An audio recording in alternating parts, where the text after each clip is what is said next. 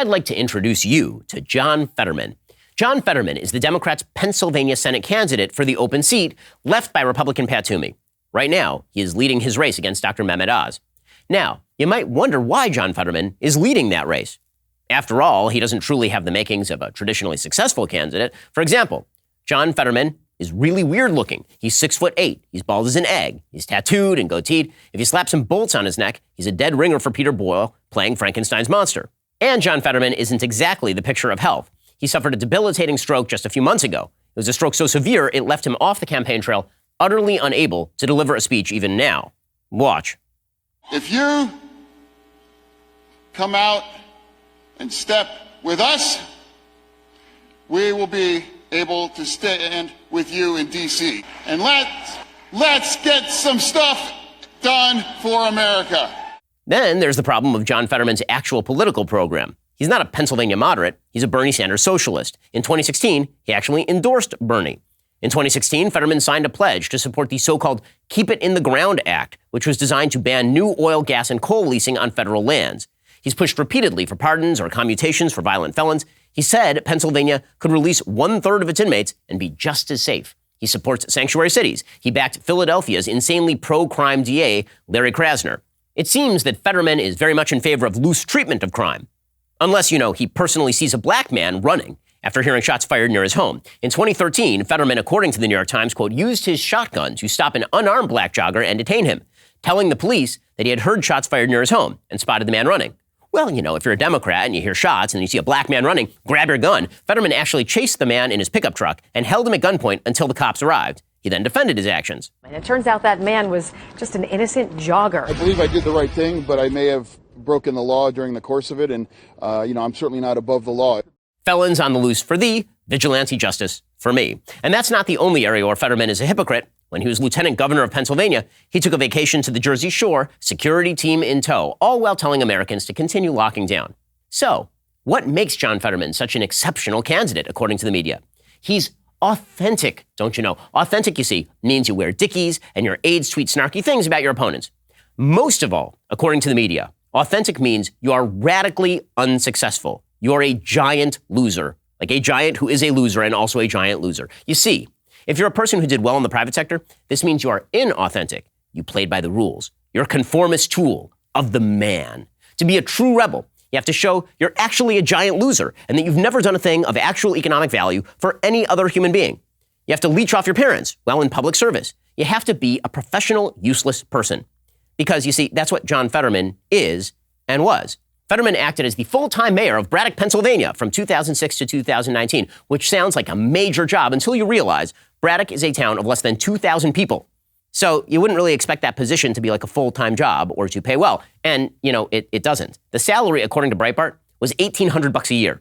So how did Lurch actually support himself? Well, the answer is he didn't. In 2013, as Breitbart reports, he paid his sister $1 for a loft she bought for $70,000. In 2015, his parents gave him $54,000 in increments under $14,000, the better not to pay the taxes he loves for everybody else. In 2016, Fetterman's dad donated $100,000 to a single candidate super PAC backing his Senate candidacy. So, John Fetterman lived off his parents, like a good socialist would, until he was 46 years old. His response to this fact? He says Mehmet Oz is very bad, because you see, Mehmet Oz has earned a lot of money in the private sector. Mehmet Oz is an ultra-millionaire, responded Fetterman's campaign communications director, Joe Calvello. Because you see, according to the Democratic Party and its favored candidates, earning money is really, really bad. You have to be a career useless person. In fact, most Democratic politicians of major stock are career useless people. Barack Obama spent the vast majority of his career working as a community organizer, or in academia, or as a politician. Nancy Pelosi has spent her entire very long life in politics, never earning a private sector paycheck. She is now 82.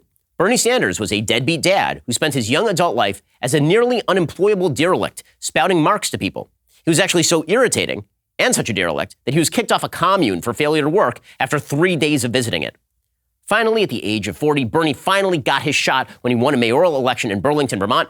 He's been on the government dime ever since. He is now 80. Joe Biden also has essentially spent his entire work life on the taxpayer dime beginning at the age of 27. He is now 79. These are not outliers. According to economists Stephen Moore and John Decker, 62% of Biden appointees who deal directly with business have virtually no business experience. Their average business experience overall, 2.4 years. Meanwhile, we are told that Donald Trump is a tax cheat and a villain. Mitt Romney is evil because he used to fire people. You see, the real sin in the land of Democrats is earning money by actually creating value. It's a point of pride to be a useless human being. Here's Pete Buttigieg bragging about his lack of ability to create value for other human beings during the 2020 Democratic debate.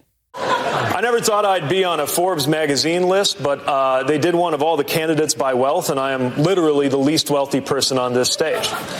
You see, he's bragging about being poor, bragging about it. As it turns out, the Democratic aversion to wealth only lasts as long as you're working in the private sector. If you get rich while you're in the government, that's totally cool. Nancy Pelosi has earned somewhere between $89,500 and $223,500 annually during her tenure in Congress. She is now worth north of $100 million. Kind of weird.